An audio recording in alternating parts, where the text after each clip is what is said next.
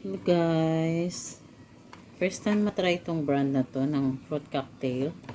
Tingnan nga natin kung anong laman nito, paano yung contents niya.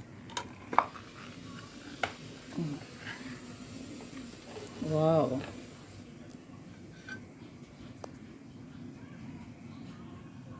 okay naman, okay naman. Tingnan natin, i-strain natin siya kasi i-drain natin yung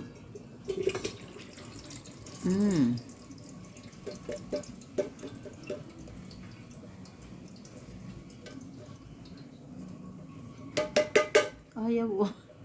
Ang tigas ng ulo. Ayun,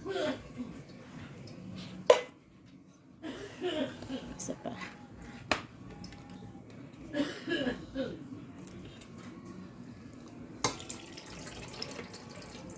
Okay naman siya, same content lang din siya ng nung Del Monte brand, isang brand na mahal. Pero this one is much cheaper compared to the leading brand.